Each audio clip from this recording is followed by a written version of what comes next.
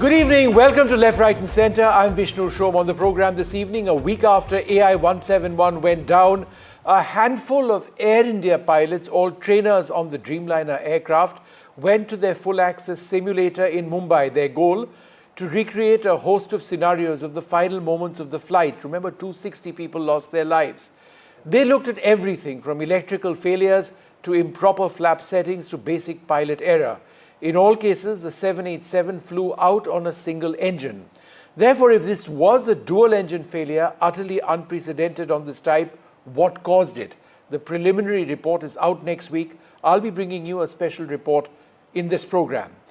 Next up on the program, on Wednesday, China declared that the Dalai Lama's reincarnation requires approval from the central government following the exiled Tibetan spiritual leader's announcement that he would have a successor after his death. The Dalai Lama, who turns 90 this week, has been in exile in India since 1959, when Chinese forces suppressed an uprising in Lhasa, Tibet's capital. He affirmed today that the 600-year-old tradition would persist of having a Dalai Lama, alleviating fears among many Tibetans about a future without a central spiritual and political figure. On the show this evening, a very special guest, Lobsang Sangye, lecturer at Harvard and a former president of the Tibetan government in exile. And finally, at 10:30 this evening, Shiv Arun and I are joined in the studio by John Spencer, the war scholar. We talk about Op Sindoor and how that has redefined conflict in the subcontinent. But first, on to this exclusive report.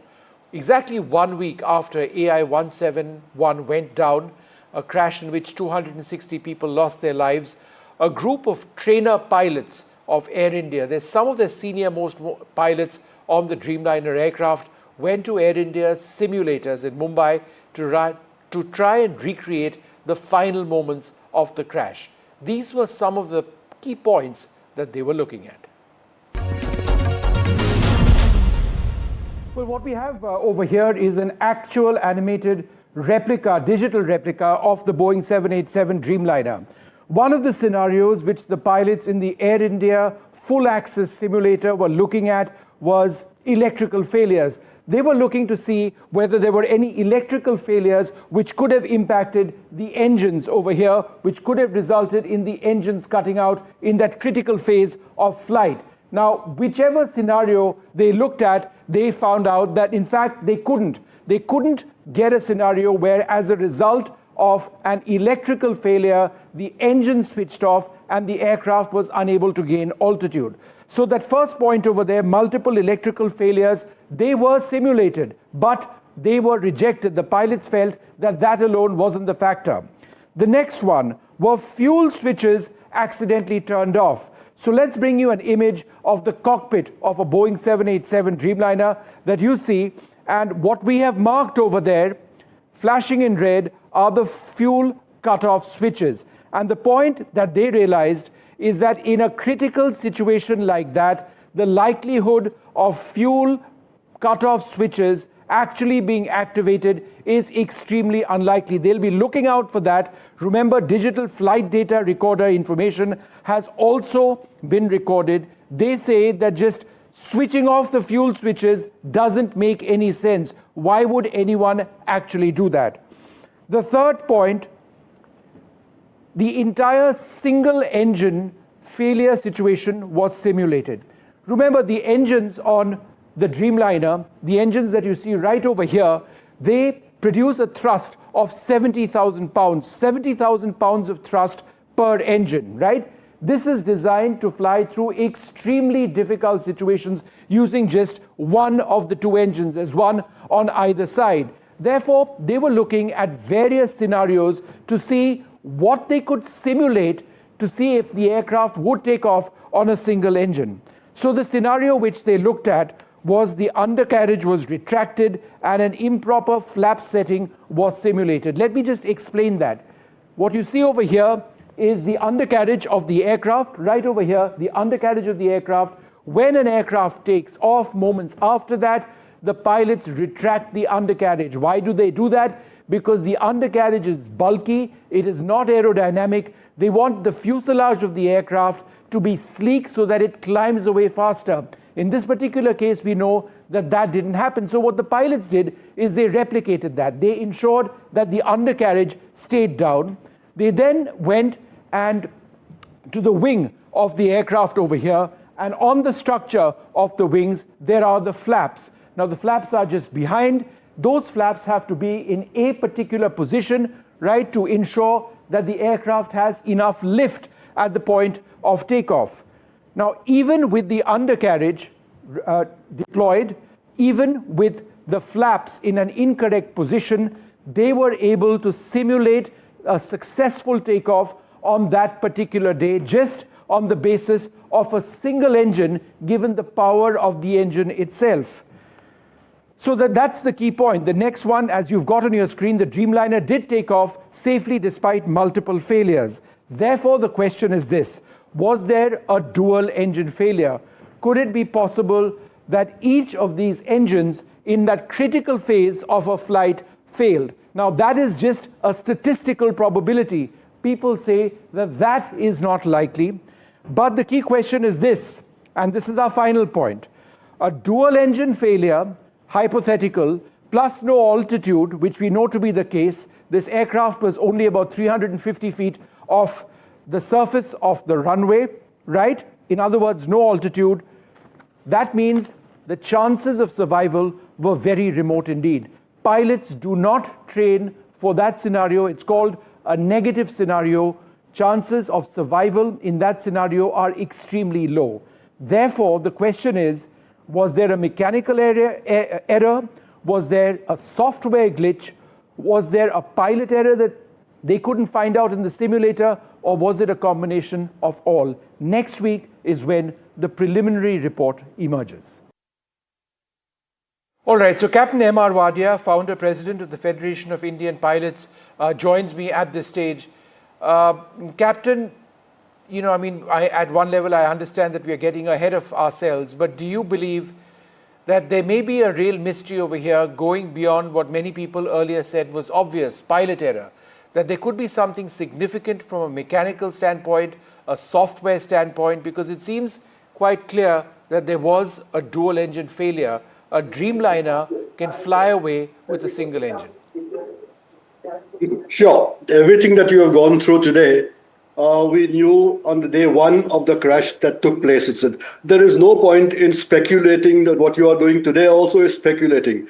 Since we have the DFDR available with us and the CAVR also available with us, the investigating team can go through the DFDR and analyze the data, and they will know exactly what has actually happened. Which engine did it fail? There was a fuel starvation was there, and the details will be available to the investigating team. So there is no point in speculating, because what we are going through today again and again is what we have known on the day one of the crash itself. So there's no point in going Actually, over. Captain, that's not entirely correct. The reason we are doing this is because we now have information that pilots of Air India, including very senior trainer pilots, went to their simulator and tried to recreate several situations leading into the final moments of the crash. They tried to see if the Dreamliner would take off on a single engine with an improper flap configuration, with the undercarriage lowered on a single engine. They found that in fact they could do it. They tried to look at multiple scenarios for electrical failures, and if there was a single engine active, they felt that the aircraft would still take off. The question therefore arises on if this was an aircraft which could take off on a single engine, then presumably there was a twin engine failure. What really caused that? So my question, sir, is it possible that there could be software issues which were involved, or mechanical issues which could impact perhaps not just Air India's Dreamliners, but other Dreamliners around the world as well? Again, what you're doing is speculating, and what you have again said, going to the simulator and trying out everything to ensure, to try and ascertain whether the aircraft will take off in one engine. Yes, everyone knows that. Why, we would have known that from the day one. So there is nothing that you have discovered something new today. So this was always a known fact to start with. Let the DFDR be analyzed in details. Captain, I think for the benefit of our viewers, what you may know is not something they may know. The new piece of information which was not revealed earlier on, it's reported not just by us but by others, is interesting to people who want to understand the cause of this crash. Therefore, if you've got senior pilots ruling out the possibility of pilot error in some situations, it does beg the question, is there something larger? Now, you can easily say that no, we need to look at pilot error as well. But my question to you remains, is it not important to look at software issues as well, particularly considering that there was an ANA flight several years back, a Dreamliner, where apparently there was a thrust reversal which took place uncommanded, albeit once the plane had touched down after landing? Sure. All these issues are always been known, and every pilot and even the public would know that a powerful engine like this Dreamliner will be able to take off. And if you are studying various scenarios, yes, almost everything is possible. If you say, was a fuel starvation, is it possible? Yes. Did the pilots make a mistake? Is it possible? Yes.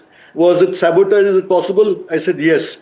Anything is possible. So let the details, facts come out from the DFDR, and let the facts speak for themselves, and not doing speculation and just going on to the simulator and assessing whether the aircraft will perform the way it is known to have performed, as you informed the public. It would perform the same way as you have said. And so there's nothing unusual about it. So let the DFDR give the details first to start with. Secondly, I'd just like to mention, since there is a lot of controversy about the DGCA asking that there are no inspectors, there's no senior pilots who are in charge of Air India, there's no observation. That is a very critical issue and not been an issue today. It's been from the very beginning. It's a matter of education. Now, education in aviation is a very important aspect. That is why many years back, more than 25 years back, we started an Institute of Aviation and Aviation Safety, which we've affiliated to the Bombay University, giving BSc degrees to pilots. And we also wanted to have an MBA in aviation to have pilots trained in management. That otherwise, almost all the pilots who come to do the training, after 200 hours of flying, they are taught how to fly an aircraft, they're going through a simulator, etc. And then there's very little. I'll ask a simple question. Everyone teaches a pilot how to fly an aircraft, how to be a good pilot. Who teaches him how to become a good commander? For that, you require additional training. You require MBA in aviation. No, but sir, is there anything to suggest that the pilots on this aircraft were inexperienced, or were the captain flying was not an experienced commander? Because his record seems to suggest otherwise. Absolutely, you're absolutely right. And in this specific case, there is no question of MBA or management involved at all to start with. But since there was a lot of speculation recently, as the DGCA pointed out also, that there are no senior pilots who are monitoring the systems, etc., etc. From that perspective, I said it is extremely essential that you go into various aspects of training in the whole aviation scenario, not just for pilots, for engineers, for cabin crew and ground engineers, everyone. This requires, you're required to know ICAO annexures. How many people are aware of various ICAO annexures? And what does it say? The Geneva Conventions, what does it say? A commander has a lot of authority and power. Are these things taught to him? Are these things discussed with anyone? And this is what you require focus on. And we need a lot of focus. In fact, last year with the JRD Tata's function at but Captain, respectfully, while you're talking about a broader education for pilots, that's all very welcome. I think the real focus now is, at least on this program and across the country, on AI171. But I think it is important what you're saying. Let's wait for another week or so. Hopefully by the end of next week, we should get that preliminary report. The big question will remain, will there be enough in a preliminary report to give us an indicator of the cause of the crash? Or will we have to wait for more investigations and possibly the final report, which could be up to 2 to 3 months later? We leave it at that. Thanks, sir, very much for being with us. Appreciate your joining us on this program.